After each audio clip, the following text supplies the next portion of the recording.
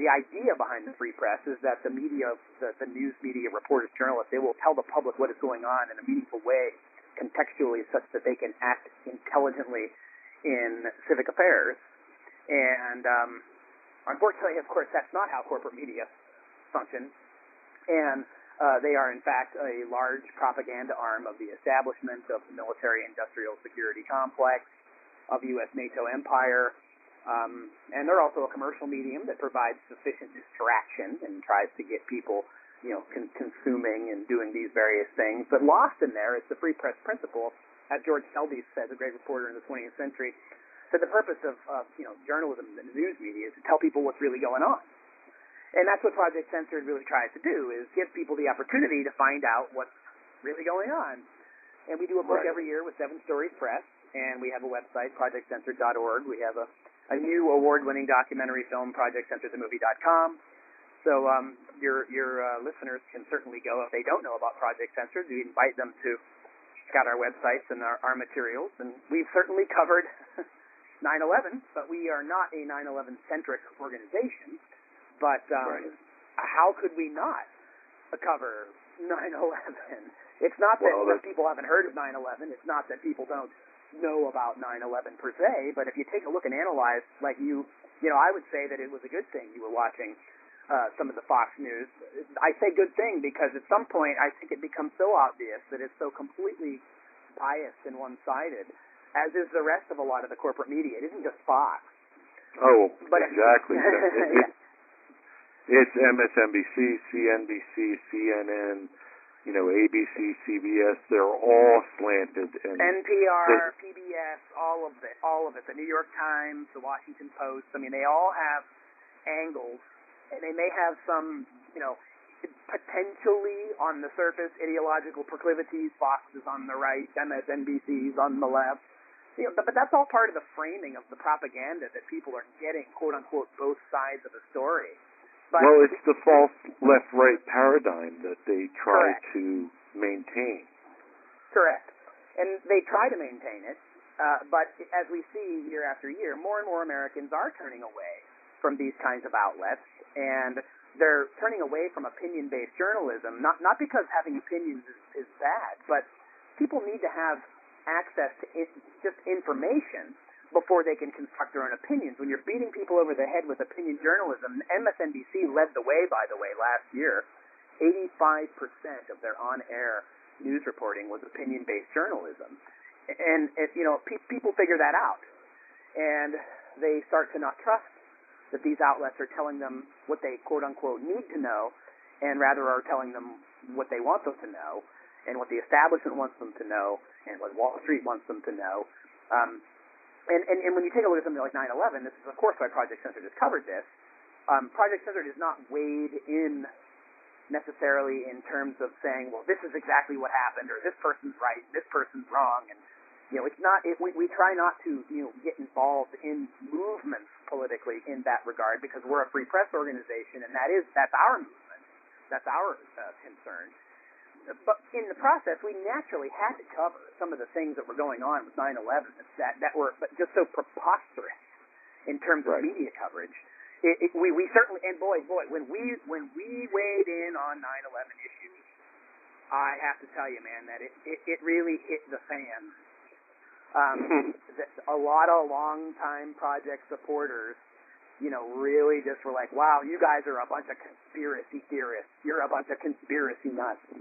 And, Peter Phillips had to really deal with this, and I came on afterwards, and of course, since I had an interest in 9/11 as an educator and a critical thinker, as well as a concerned citizen and as a human being, in terms of how 9/11 was used by the establishment to wreak havoc around the globe, literally killing millions of people, displacing more than tens of millions of people. We're still doing it, as obviously but I thought that, how could we possibly turn our backs and ignore 9/11 and just pretend that, even let's take the left, quote unquote, or take the libertarian right, very critical of government, very critical of the role of powerful institutions in our society. How is it that they could possibly suspend critical judgment about 9/11 and just the establishment narrative? I mean, to me, that was utterly remarkable. Absolutely. And, you know, it was said very early on. I wrote an article, Bill Moyers essentially wrote a hit piece against 9/11 Truth, and I wrote a response to Bill Moyers. And in that article I said, quote, "It is well known and said by many that after the 9/11 attacks, the media in this country did not do its job." Dan Rather said on May 17th, 2002, quote, "There was a time in South Africa that people would put flaming tires around people's necks if they dissented. And in some ways, the fear is that you will be necklaced here. You will have a flaming tire of lack of patriotism put around your neck. Now, it is that fear that keeps journalists from asking the toughest of the tough questions," end quote. On April 25th, 2007, Dan Rather told Bill Moyers that, quote, "There is no question that we didn't do a good job. We weren't smart enough. We weren't alert enough. We didn't dig enough, and we shouldn't have been fooled in this way," end quote. And Helen Thomas was adamant about the media's failure after 9/11.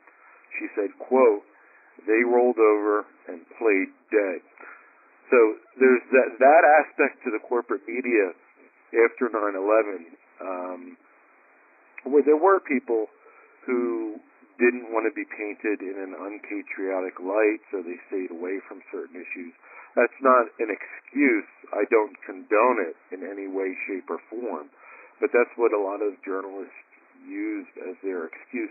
You spoke of an alleged free press, and I'm sure you're familiar with Reporters Without Borders. Oh, yeah.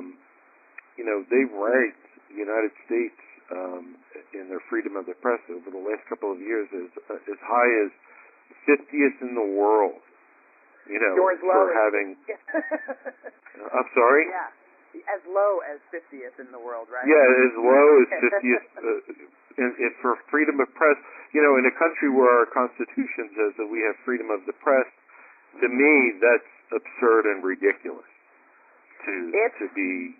Yeah, unfortunately, it's, you know, I would argue that in addition to being absurd and ridiculous, it's also tragic and dangerous in a society the size of the U.S., with the resources of the U.S. and the military of the U.S., the fact that we have an electorate that is not off-treated to honest discourse about the matters of the day that hit the most, I would argue is literally dangerous. How we have such high percentages of people in the population that support certain acts of aggression and restrictions on our constitutional rights and so forth, particularly post 9/11, in the shadow of 9/11, with the constant refrain of remember 9/11. Here we are 13 years later, and Barack Obama is still reminding us of 9/11 as a means by which to get involved with ISIS in Iraq and Syria now and so forth. I mean, this is very problematic, and the role of the journalism, the news media, is to cut through that kind of propaganda. And unfortunately, what we see, because most people still do, even if they're turning away, do get their news from corporate news media sources. And over the years, again, we have warned and warned and warned people that while the corporate media does report on some things that matter on occasion, you know, a lot of their coverage is very skewed, very framed, a lot is omitted, and a lot of people don't know where to go. And the irony is that even though more and more people are admitting that over 60 or 70%, in fact, in some polls, admit that they don't trust the news media, they don't trust corporate media, but then when they're polled on issues of the day, they parrot the same things that they hear from the news media that they just claimed that they didn't trust. Well, that's something that Paul Thompson, the creator of the complete 9/11 timeline at historycommons.org, said.